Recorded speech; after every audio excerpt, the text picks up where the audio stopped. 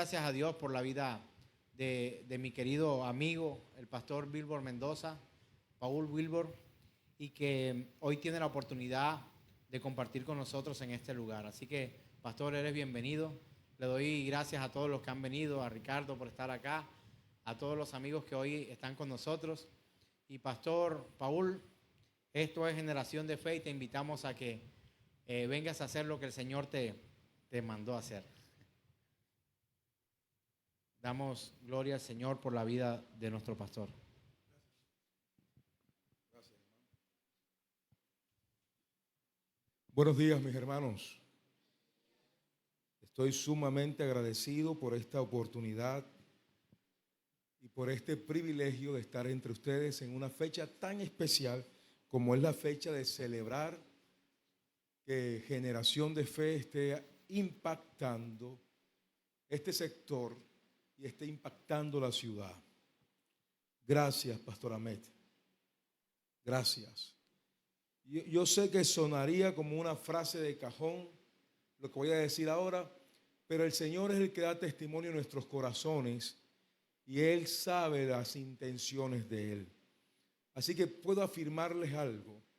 Estoy feliz de estar entre ustedes. Gracias. Gracias por recibirme.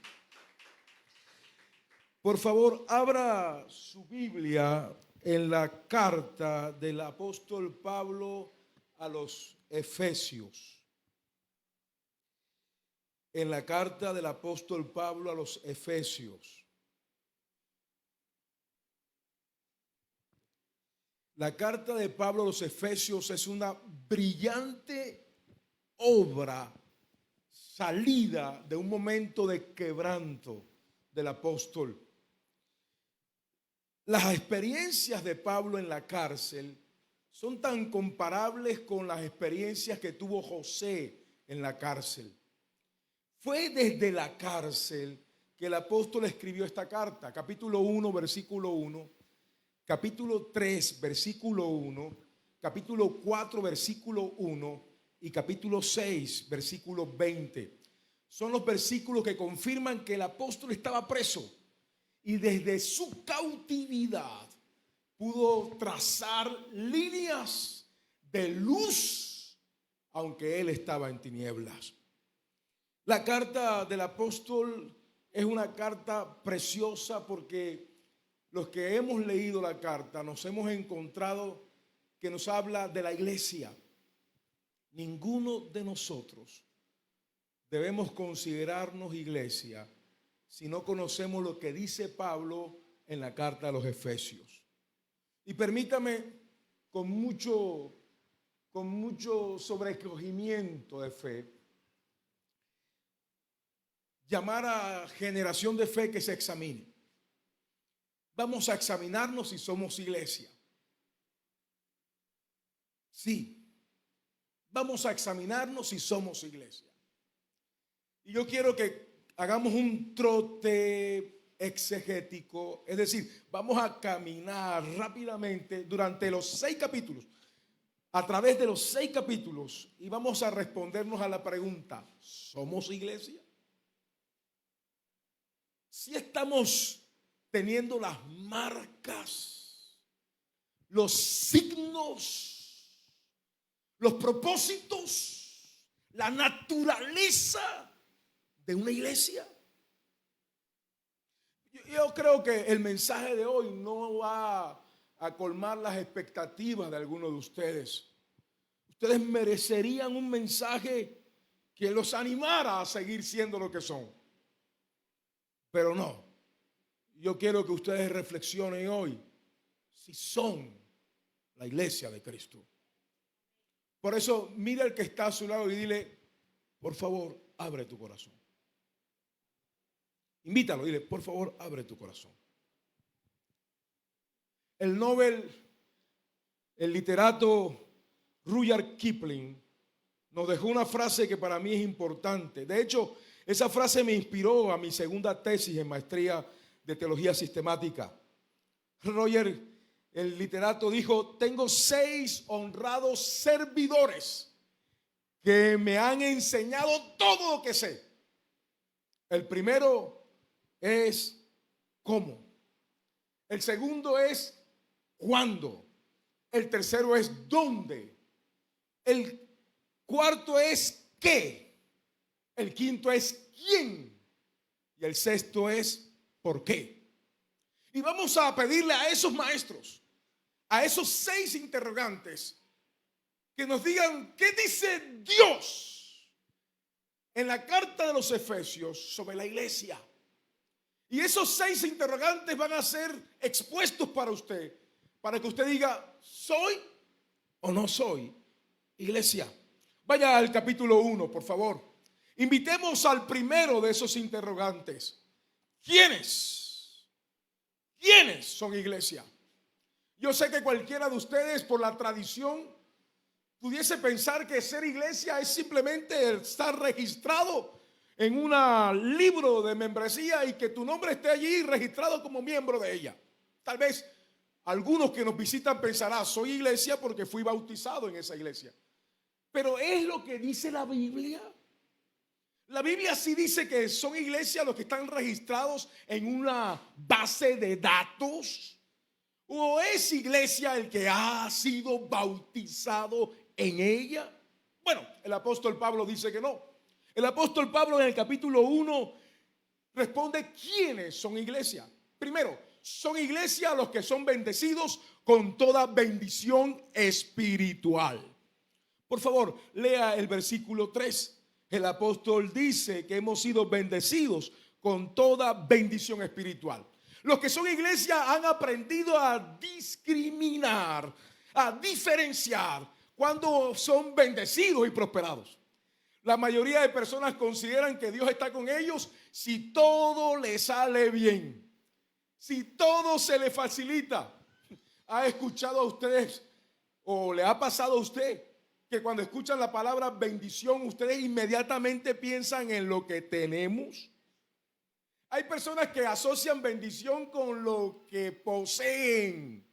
Bueno, Pablo dice que las bendiciones no tienen que ver solo con lo que poseemos. Las bendiciones tienen que ver con lo que somos. Dile que está a tu lado, ser bendecido no es poseer, ser bendecido es ser. Para el apóstol Pablo, ser bendecido es mucho más que recibir de Dios favores. Está bien, la Biblia habla de bendiciones y la expresa con favores materiales, pero no es la única manifestación. En la Biblia hay una segunda y más poderosa manifestación de la bendición, y es que el que está bendecido es. Y la pregunta es ¿qué? Bueno, capítulo 1 nos va a responder. Versículo 4. Un bendecido y que es iglesia está escogido. Escogido. Si usted lee el versículo 4 con su Biblia abierta, según nos escogió en él antes de la fundación del mundo. ¿Sabe quién es iglesia?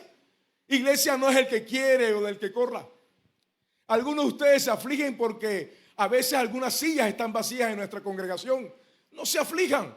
Cada silla tiene un nombre. Cada espacio tiene un corazón. Cada iglesia y cada recinto tiene un rebaño. ¿Y sabe quiénes lo componen? Usted que ha sido escogido. Usted que ha sido apartado. Usted que ha sido llamado desde antes que naciera y que Dios le puso nombre para que reciba la gracia soberana del Señor Jesucristo. Usted es iglesia. Escogido, dice el apóstol. Pero no solamente escogido. Vaya por favor al versículo 5. Predestinado para ser adoptado.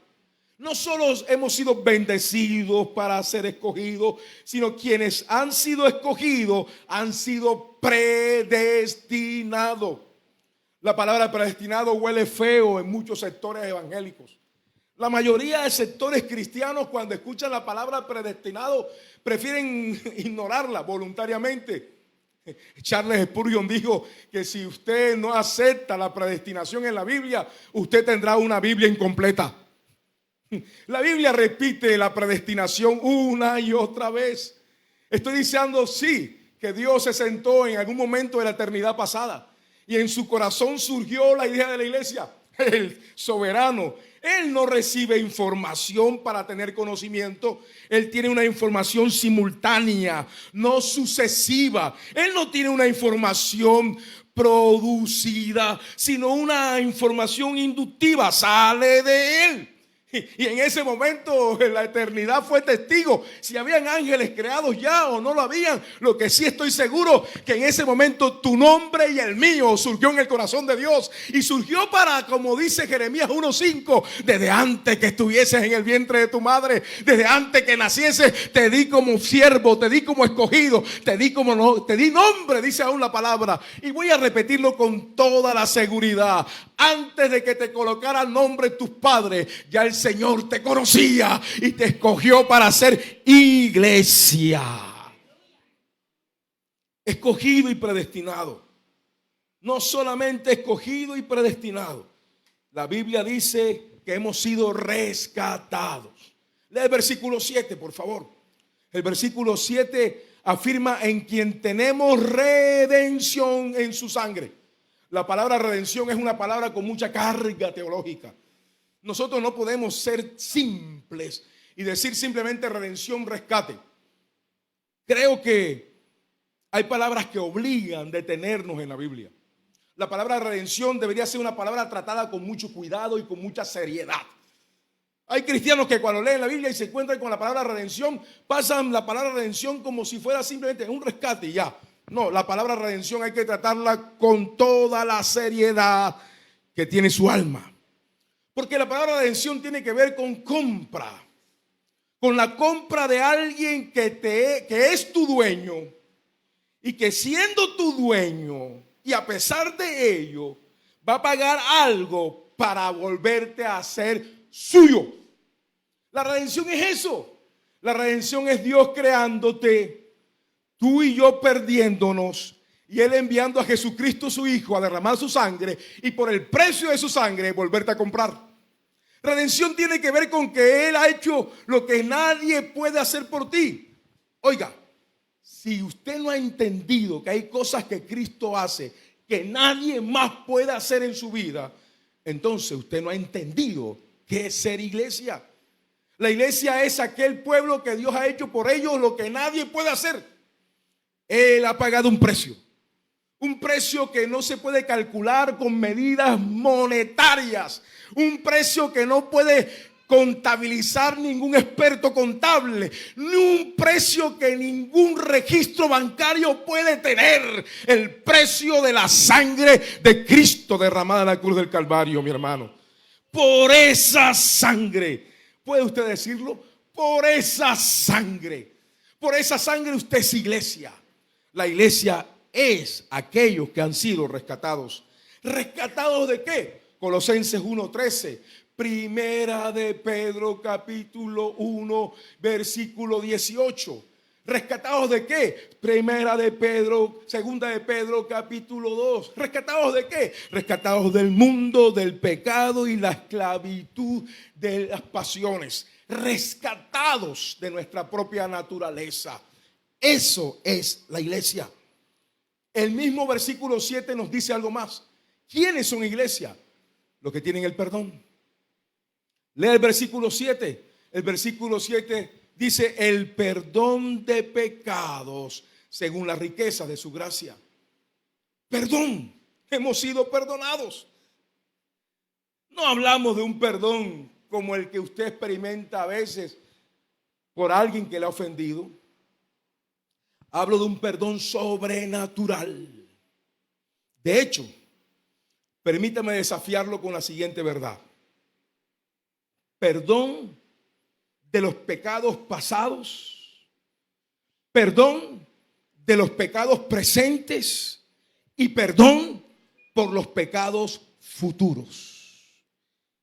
Usted todavía no ha cometido pecados y ya el Señor le ha perdonado. Voy a repetirlo. El Señor le ha perdonado los pecados aún no cometidos. Pues la Biblia dice que Él murió y llevó todos nuestros pecados. Es decir, cuando usted peca, usted no está sumando a la obra de Cristo nuevos pecados para perdonar. Usted no le está diciendo a él, aquí hay un nuevo pecado, Señor, perdóname. No, la Biblia dice que todos los pecados fueron clavados en la cruz del Calvario. Su sangre preciosa nos ha lavado absolutamente por los pecados de ayer, por los pecados de hoy y por los pecados de mañana. El perdón del cual te hablo es un perdón que no es circunstancial. Es decir, no dependerá ni aún de que tú quieras o no quieras ser perdonado. El perdón de Dios no está sujeto a tu sensibilidad. Dios no perdona porque usted es sensible. Dios perdona porque en Él hay perdón. El Salmo 130 dice, Señor, si usted mirare los pecados, ¿quién podrá mantenerse en pie? Pero en ti hay perdón para que sea reverenciado. Entonces, distinga claramente lo siguiente. Dios tiene perdón y Él perdona. Algunos de nosotros solo nos enfocamos en la acción de perdonar de Dios. Pero por eso quiero decirle lo siguiente. Si usted no pide perdón, en Dios sigue habiendo perdón. Porque su naturaleza es perdonar lo antes, lo de hoy y lo de mañana. Yo debo agradecer a Dios por tanta gracia. Aleluya. Bendito sea su nombre. Ahora, ¿quiénes más son iglesia? Bueno, el texto nos desafía con la siguiente verdad. Lea el versículo 13.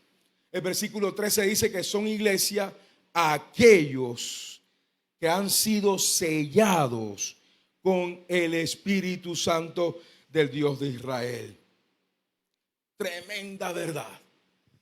Nadie puede considerarse iglesia si no ha sido sellado con la presencia del Espíritu de Dios. El Espíritu de Dios es la garantía. Es la manera invisible y la manera visible en que el mundo sabrá y que usted sabrá que es de Cristo. Romanos 8:9 dice, si alguno no tiene el Espíritu de Cristo, no es de él. Asegúrese algo. Asegúrese de lo siguiente. En usted tiene que haber una lucha en contra del pecado continuamente. El día que usted sienta que hacer lo malo ya no se convierte en un tremendo conflicto interno. Si en usted no se convierte el pecar en una tremenda turbulencia dentro de usted. Si su conciencia no se agita porque usted va a hacer lo malo. Usted ha tenido entonces el peor de los estados. El estado de alguien que ha perdido la comunión con el Espíritu Santo. Mi amigo, mi hermano, no se sienta mal porque tiene malos pensamientos. Siéntese mal porque usted no los considere malos. No se sienta mal porque tiene malos deseos. Siéntase mal porque usted no considera que sean malos deseos. Si hay malos deseos, si está bombardeado con malos pensamientos y sueños ingratos, desagradables, pecaminosos invaden tu conciencia, no te sientas mal. Por eso, siéntete mal si tú no estás sufriendo por esa realidad. Porque la realidad es esa. Solo los que son de Cristo están batallando contra los deseos de la carne. Los otros no. Los otros son esclavos. Los otros no tienen libertad. Los que no tienen el Espíritu de Cristo no tienen estas convulsiones internas. No se cuestan pensando, tuve un día que a Dios no le agradó. No están pensando en que Dios no está recibiendo lo mejor de mí. Ellos no tienen esa capacidad. Ellos no tienen al Espíritu de Cristo. Usted es de Cristo. Cristo le compró. Ha puesto su Espíritu en su vida. Y si el Espíritu está en usted, usted combate en contra de las pasiones desordenadas. Usted lucha y a veces cae. Y a veces tropieza. A veces está revolcándose en ese pecado. Pero le aseguro algo. El Espíritu de Dios le levantará. El Espíritu de Dios le renovará. Hay días que vienes a la iglesia sin ganas ni siquiera de levantar las manos. Cuando eso pasa y estás entre nosotros, es porque el Espíritu de Dios está en tu vida. Bendito sea el nombre del Señor nuestro Dios. Ahora, ese sello del Espíritu. Efesios 1:13, Efesios 4:30 es la garantía de que cuando Él venga seremos rescatados, seremos tomados, porque alguna gente lo ha olvidado. Yo no tengo oportunidad para olvidarlo. Cristo viene. Cristo regresa. Y aunque no sea agradable en pleno avance tecnológico y en medio de tantos avances en muchas áreas, yo todavía me quedo con el mensaje antiguo y que nos trata de obsoleto y que nos descalifica socialmente. Yo sigo diciendo, alguien únase conmigo, Cristo viene.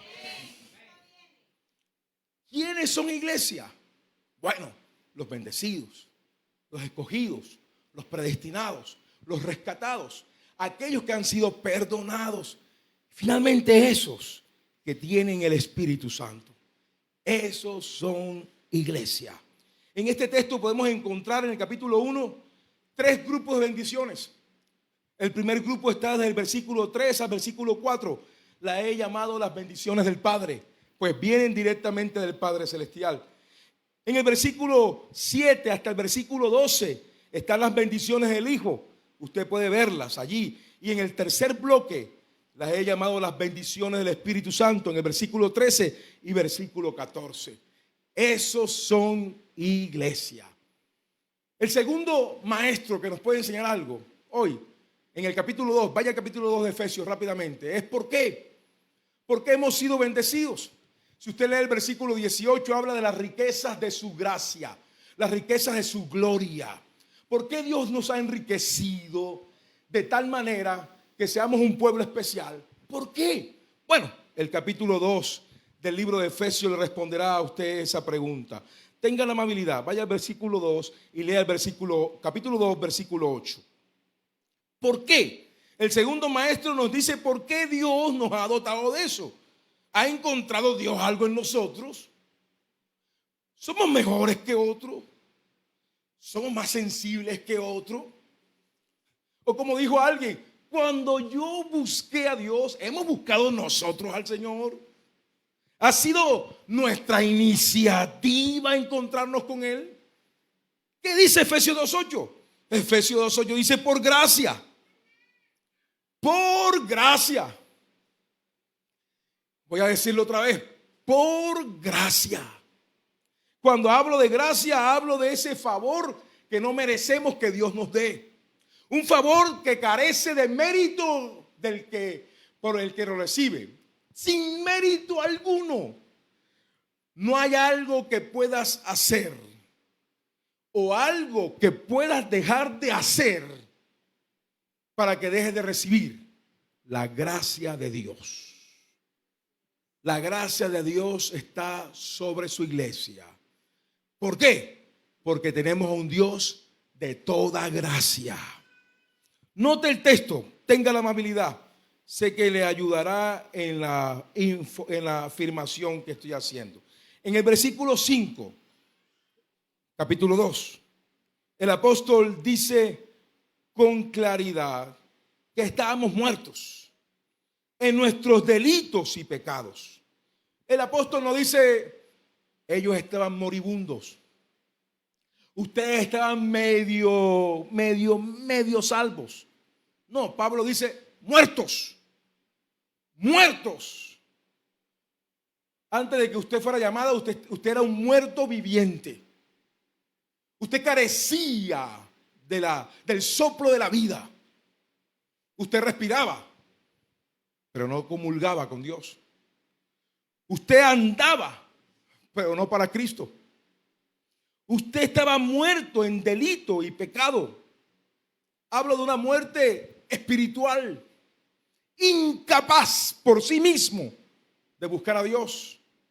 No hay una descripción más clara de la condición del hombre sin Cristo como el que está en Romanos capítulo 3, versículo 10 hasta el versículo 16.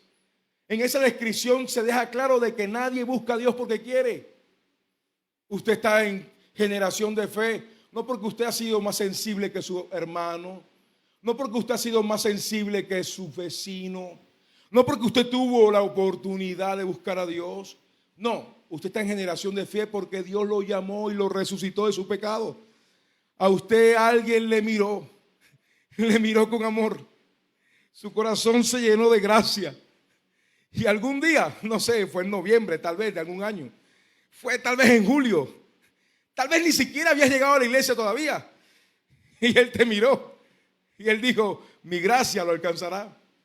Segunda de Corintios 13:14 dice, el amor de Dios, la gracia del Señor Jesucristo, la gracia para levantarte, la gracia para sostenerte, la gracia para que seas de esos que Él ha llamado. Hablo de una gracia que la gente no quiere predicar ni enseñar. Hablo de una gracia que ha sido sujeta a extremos, porque tenemos gente que tiene un extremo de la gracia. Están en la hipergracia o están en la gracia legalista. Permítame hacer la diferencia. Sé que el tiempo no me ayuda, pero correré.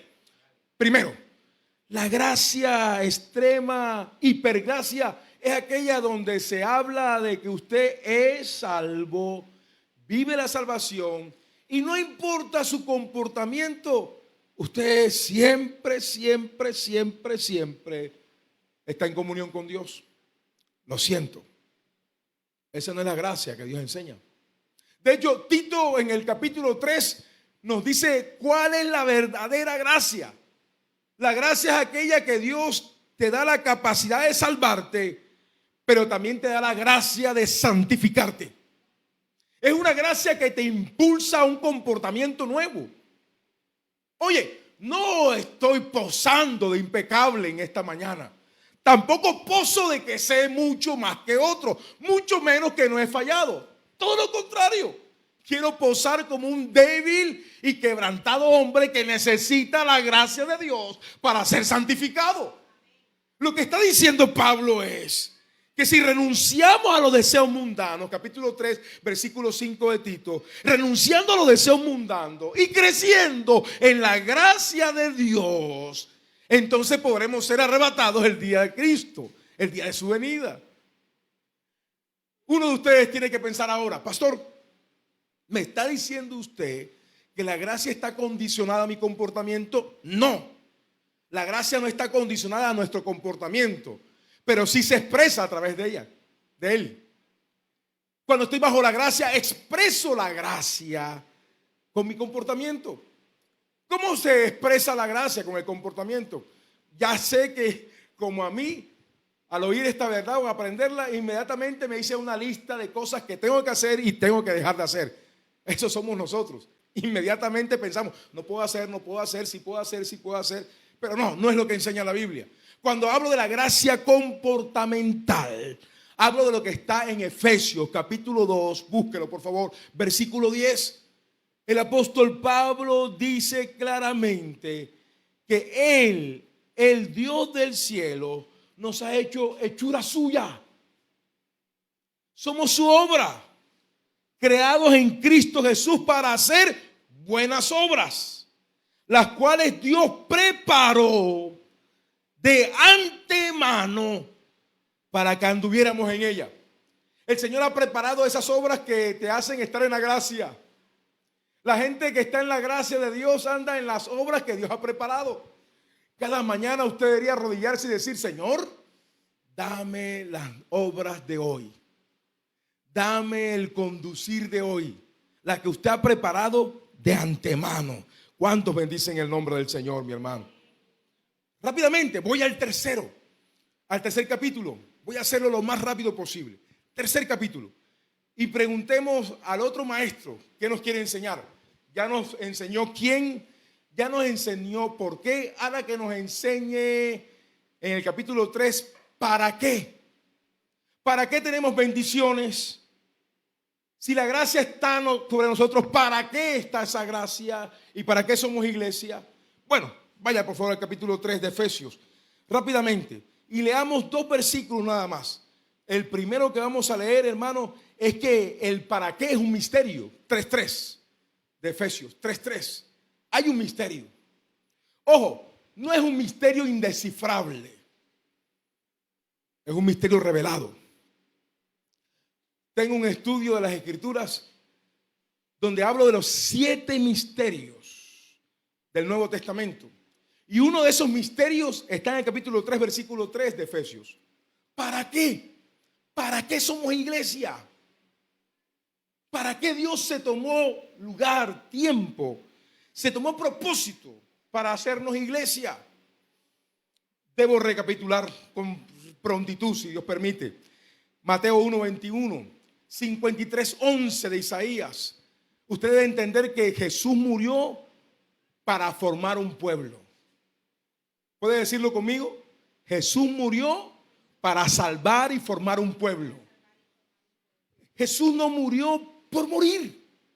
Así que cuando el Papa Francisco afirmó que Jesús había perdido el tiempo en la cruz, se equivocó, que era un fracaso, se equivocó.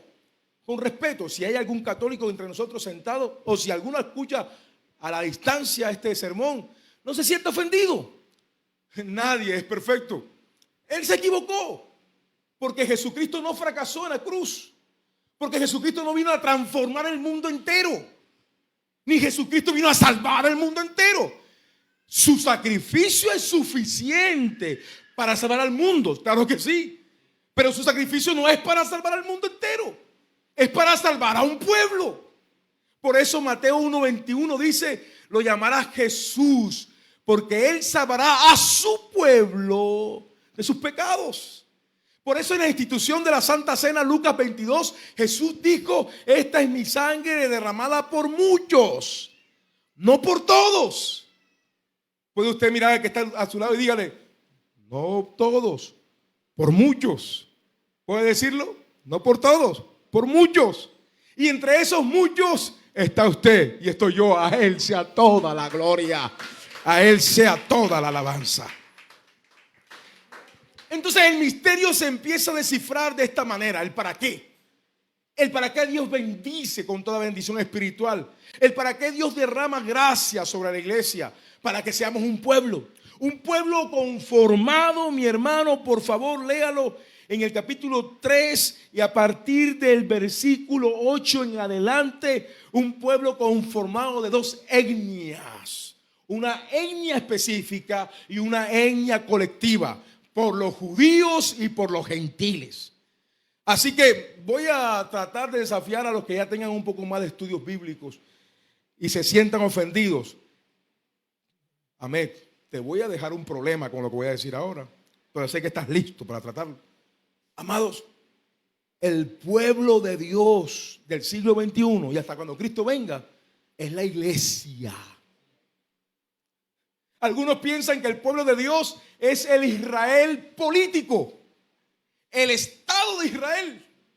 Respeto a las congregaciones que están sobredimensionando a Israel como pueblo escogido. Lo siento, Israel fue escogido para un propósito y desarrolló su propósito. Pero la iglesia es el cuerpo de Cristo, es la esposa del Cordero, es la novia santificada, es el pueblo llamado, apartado, escogido por Dios. Es aquel que es real sacerdocio, nación santa y pueblo adquirido por Dios. Es la iglesia, el pueblo de Dios.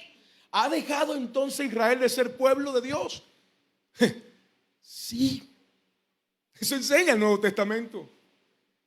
Usted y yo somos el pueblo de Dios. Ahora, ¿pueden los judíos ser parte de este pueblo? ¡Claro que sí!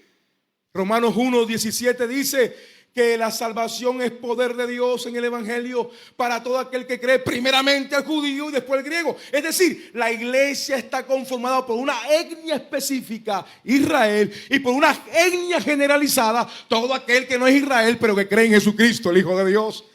Entonces, entendamos que el misterio está en lo siguiente. Él ha preparado un pueblo con unas características especiales. Lo ha dotado de bendiciones, lo ha hecho por su gracia, para que ese pueblo haga algo grande. Y quiero que lo miren en el versículo 10 del capítulo 3. 3:10. Aquí está el para qué. El tercer maestro nos enseña para qué. Lea el versículo 10. Pablo dice que toda esa verdad que acabo de afirmar, que hay un pueblo, que de 2 pueblos hicieron uno, a fin de que la infinita sabiduría de Dios sea ahora dada a conocer por medio de la iglesia a los principados y potestades en los lugares celestiales. Voy a decir algo que va a espantar su corazón. Pero haga lo que hago yo cuando me espanta el Señor en mi corazón con una palabra. Yo doy gloria a Dios. Hágalo, eso ayuda mucho. Ayuda mucho. Cuando pega duro un mensaje o una palabra. Voy a decirlo. Algunos no están expresando sabiduría a los principados y potestades. Es decir, la iglesia está en una misión de presentar la sabiduría de Dios, no simplemente a los hombres, sino a los seres celestiales. Por eso el apóstol Pedro en segunda de Pedro decía: los ángeles anhelan mirar en aquello en lo que usted y yo estamos. Pero la palabra mirar aquí en griego no es simplemente acción de ver, sino tiene que ver con entender. Porque ciertamente los ángeles miran, pero no entienden. Hay cosas que no entienden. Por eso los demonios se levantan contra usted. Porque ellos piensan que si se levantan contra usted van a lograr lo que quieren. Lo que no han entendido es que la iglesia somos más que vencedores en Cristo Jesús, Señor nuestro. Que el amor de Dios es tan grande que no habrá principado, potestad, gobernador de las tinieblas, hambre, ni lo alto, ni lo profundo, ni lo ancho, ni lo presente, ni lo porvenir. Nada nos podrá separar del amor de Dios que es en Cristo Jesús, Señor nuestro. Ellos siguen atacando, pero no entienden que nadie nos arrebatará de la mano de Dios. Nadie nos hará arrancarnos de buscar su presencia. Cada vez que venimos a este santuario, cada vez que venimos a esta casa, afirmamos una verdad: soy de Cristo, nadie me arrebata de la mano del Padre Celestial. Alguien glorifique al Dios del cielo, mi hermano. Yo sé, amén, que te ha pasado lo que le pasa a la mayoría de pastores. Es una celebración esta mañana, pero en esta celebración tengo algo específico que decirte. Nos pasa a todos. Tenemos la presión de sentir de que algunos de los nuestros se está alejando.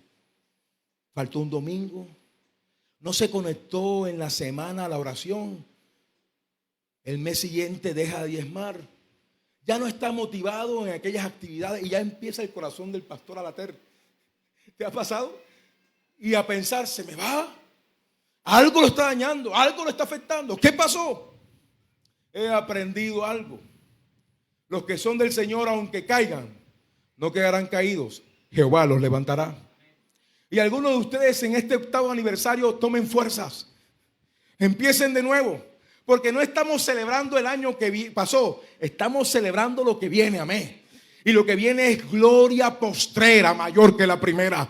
Lo que viene es que como pueblo la gente sabrá que Generación de Fe predica a Cristo sin legalismos, sin amarramientos religiosos, pero sí lleno del Espíritu, lleno de santidad y lleno de ganas de glorificar el nombre del Dios Todopoderoso. ¿Puede usted aplaudir a Jesucristo, el Hijo de Dios? Hágalo con toda la alegría. Ya el tiempo se me fue. ¿Qué tal? Un cuarto maestro ya. Un cuarto maestro. Vaya al capítulo 4, por favor. El 4 maestro. Ya vimos quién es, por qué y para qué. Hay un cuarto maestro que se abre camino ahora. Un cuarto maestro que le quitó el puesto al pasado y quítate, ahora vengo yo. El 4 maestro es muy importante. El ¿cuándo? Mira el que está a su lado. ¿Cuándo somos iglesia?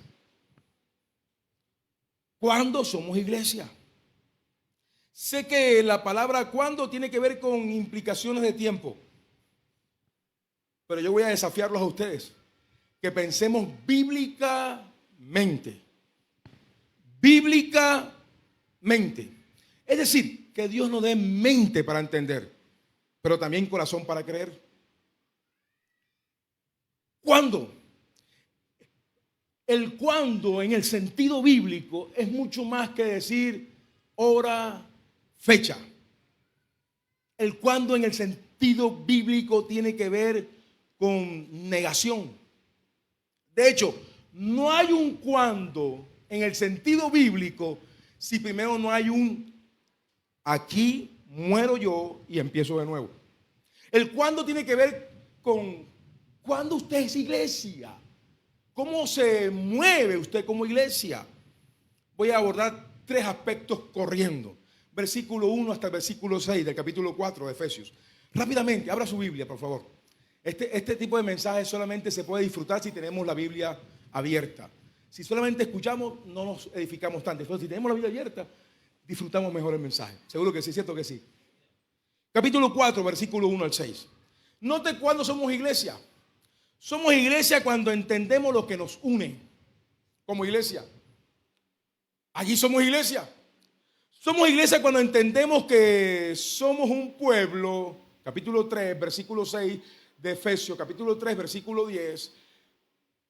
Somos iglesia cuando entendemos que lo que nos une como iglesia está claramente definido. Desde el versículo 1 hasta el versículo 6. Ayúdame a predicar, por favor. ¿Qué nos une como iglesia? Abra su Biblia. ¿Me puede decir qué nos une como iglesia, según el texto? Nos une el Espíritu. Ahora, dice el texto, busquen la unidad del Espíritu. ¿Qué dice el texto? Guardar. Guardar. Note que nosotros no tenemos que trabajar para estar unidos. Voy a hacer, aprendí de un maestro que me enseñó etimología bíblica, judío él. Voy a ser agresivo con esto que voy a decir. Deje de estar buscando aceptación de otras iglesias. No busquemos aceptación de otras personas. No se torture porque usted escucha que algunas iglesias se unen a hacer una actividad en Santa Marta y Generación de Fe no se une. Eso no dice que no seamos iglesia, porque no estamos buscando una unidad, estamos viviendo la unidad. ¿Y cómo la vivimos? Por el Espíritu. La iglesia de Cristo no necesita unidad geográfica para vivir la unidad espiritual. No es la unidad locativa la que nos hace iglesia. Nos hace iglesia que usted y yo tenemos el buen y recto Espíritu Santo de Dios. Por eso Pablo dice, guárdenla. Él no dice búsquenla, guárdenla. Y tú puedes guardar lo que tienes. Puedes guardar lo que posees. Vamos, alguien levante su mano derecha. Hágalo con confianza, vamos. ¿Ellos son así de tímidos o que yo soy muy intimidador? ¿Qué les dijiste a ellos de mí, varón? Veo que no me responde. ¿Alguien puede levantar su mano derecha? Yo no creo que sea una iglesia tímida. ¿Son tímidos? Ya sé que no. Bueno, hablo demasiado. Aprendan a recibir a los pastores viejos también, hermano. Aprendan a recibir a los pastores calvos también. No todos los pastores son un porte como el pastor que ustedes tienen, hermano mío. Vamos, levante su mano derecha. Diga, tengo la unidad del Espíritu. Vamos, tengo la unidad del Espíritu. No hay que buscarla, hay que guardarla. ¿Cómo lo guardamos? Vamos, ayúdeme a alguien más. ¿Cómo se guarda esa unidad? ¿Siendo qué? Cuando somos, ¿qué dice el versículo 4? Cuando somos ¿qué? Un cuerpo. Cuando somos ¿qué? ¿Y qué más? Un espíritu. Cuando somos ¿qué? Siga leyendo. Cuando somos llamados. Cuando somos ¿qué? Cuando tenemos una misma esperanza, no 2 ni 3. Siga leyendo. Cuando tenemos una sola vocación. Lea el versículo 4. Cuando hay un solo Señor, un solo bautismo. ¿Qué más? Una sola fe. Siga leyendo. Un Dios y Padre que es sobre todo y en todos para la gloria de Él. Hermano mío, si usted se da cuenta que lo que estamos leyendo ahora es como el resumen del capítulo 1, 2 y 3. ¿Lo nota? Pablo está resumiendo cuándo somos iglesia. Somos iglesia cuando esos sellos están en nosotros. cuando tenemos conciencia de ser iglesia. Temo que la cuarentena, no la pandemia, la cuarentena, el confinamiento, ha hecho que algunos cristianos se extravíen en la esencia de la iglesia. ¿A qué me refiero? Estamos tan acostumbrados a pensar en ir a la iglesia locativamente que nos hemos olvidado de ser iglesia. De ser iglesia. Y ese mal lo estamos recibiendo por la virtualidad. Yo aprecio la virtualidad. Y aprecio cuando una congregación seriamente hace un ministerio virtual. Lo aprecio. Pero me preocupa si una iglesia pierde la presencialidad como esencia para hacer virtualidad como referencia. Cuidado. La iglesia es lo que dice la Biblia, un cuerpo que se reúne. De hecho, nadie debería atreverse a hacer Santa Cena virtualmente, porque atenta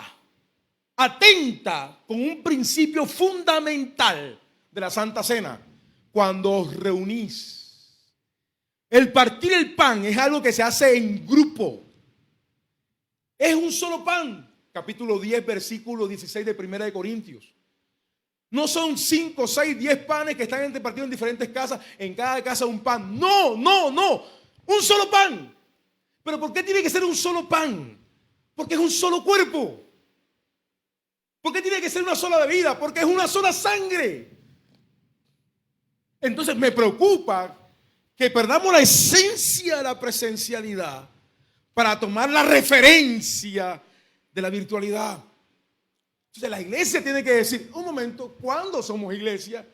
Bueno, somos iglesia cuando estamos sentados, reunidos en el nombre de Cristo, partimos el pan e invocamos su nombre, anunciamos su venida, anunciamos su muerte hasta que Él venga. Eso es ser iglesia.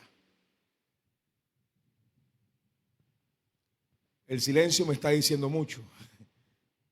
Alguien me dijo, pastor, cuando la iglesia calle, o están totalmente en desacuerdo contigo, o están tan convencidos que están fallando que no se atreven ni siquiera a decir gloria a Dios. La una o la otra.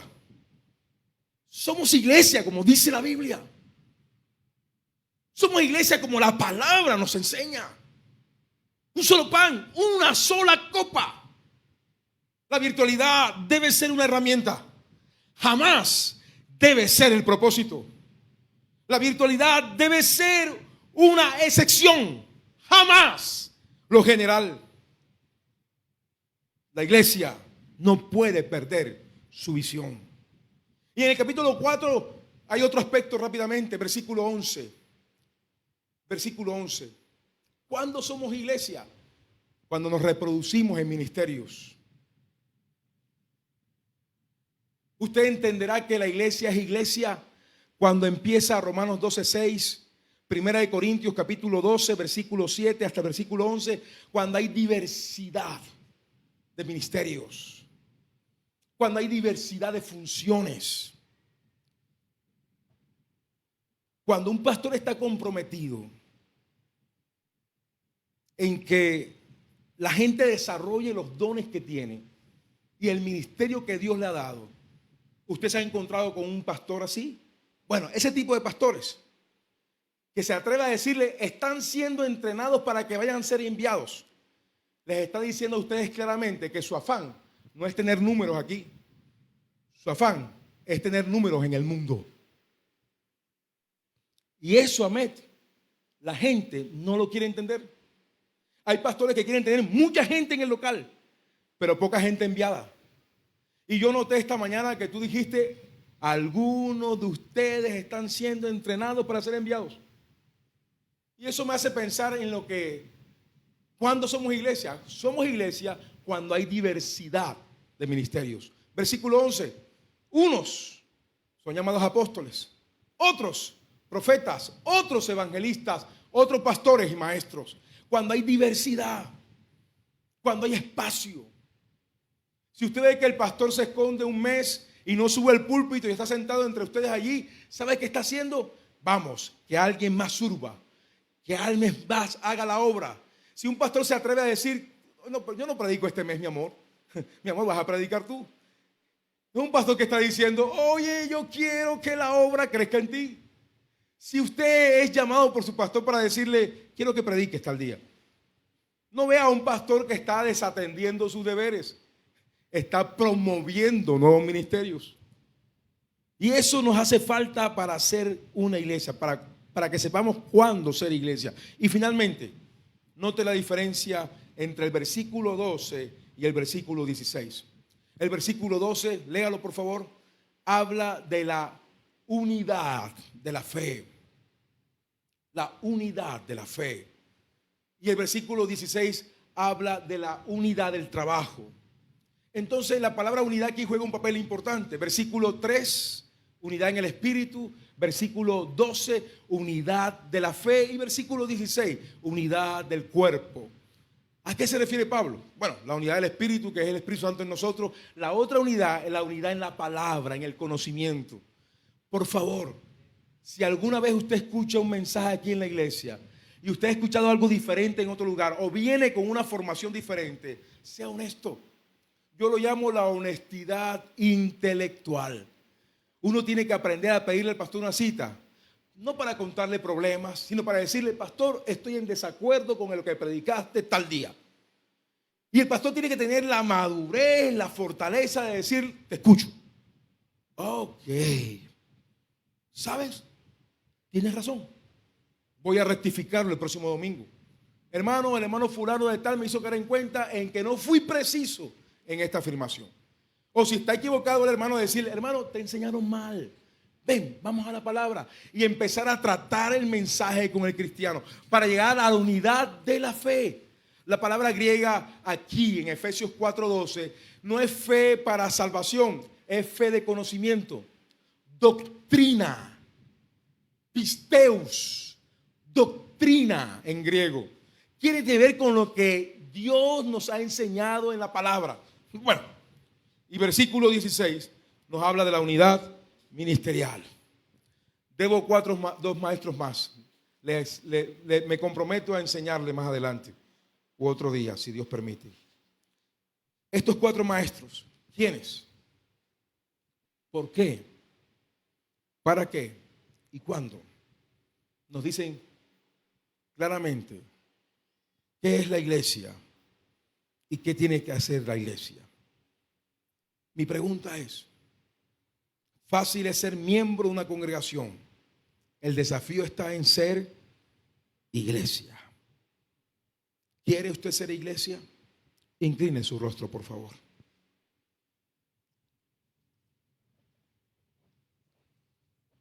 Padre, gracias. Gracias porque tu palabra, solo ella, es lámpara a nuestros pies y es lumbrera a nuestro camino. Algunos de ustedes tienen funciones designadas en la iglesia. Otros ya son líderes. Los unos o los otros, yo quisiera pedirles que solo ellos, los que tienen funciones designadas y que tienen cargos comisionados, por favor se pongan de pie, solo ellos. Y si se ponen de pie, levanten sus manos, tengan la amabilidad, con sus ojos cerrados. Quiero orar por aquellos que tienen ese privilegio de servir y pedirle a Dios que les use. Que les use más allá de lo que el pastor espera de ustedes. Que les use más allá de lo que la iglesia necesita aún. Quiero orar por ellos. Quiero orar por los que son miembros fundadores, aquellos que estuvieron desde el principio, desde hace 8 años. Quiero orar porque ustedes son columnas naturales de esta congregación. Columnas naturales de esta congregación. Quiero orar por los que son familiares de la esposa del pastor y del pastor, porque ellos son guardas naturales de la congregación. Quiero orar por los niños, porque ellos son la realidad futura de la iglesia, la realidad actual con alcance futuro en la iglesia. Quiero orar por ellos. Quiero orar por los jóvenes. Aleluya. Por jóvenes que tienen luchas. Jóvenes, busquen sabiduría, porque la juventud está llena de insensatez. Jóvenes, busquen sabiduría. Yo sé que la mayoría de nosotros hemos escuchado: pidan sabiduría. Y está bien, Santiago 1:5 dice: pidan sabiduría y les será dada, y Dios la dará sin reproche a aquel que tenga falta de sabiduría. Pero no solamente pida, busque sabiduría. Profundice en las escrituras. Medite en ellas. Memorícela. Sea iglesia. Padre, en el nombre de Jesús nuestro Señor, gracias por Generación de Fe.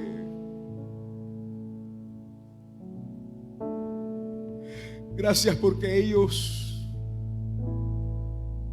han entendido su plan, el plan suyo en sus vidas.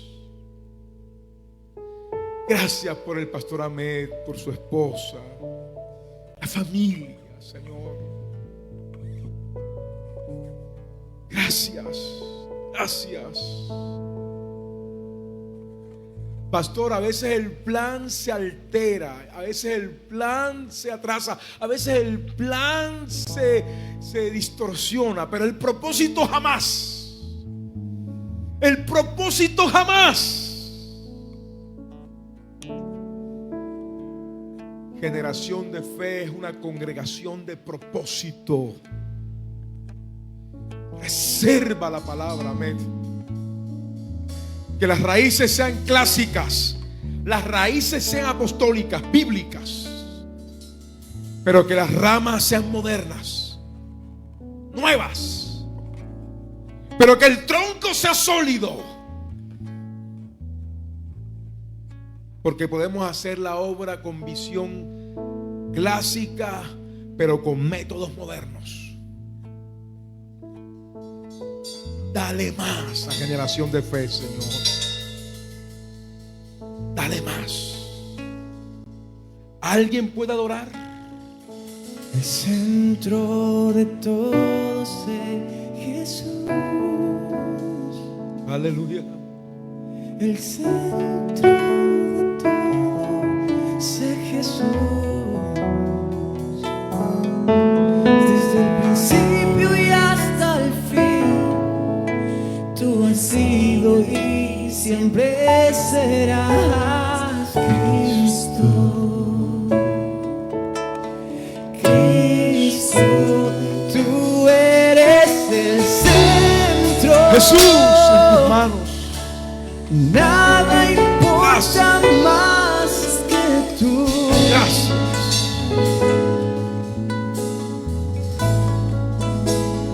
Todo el universo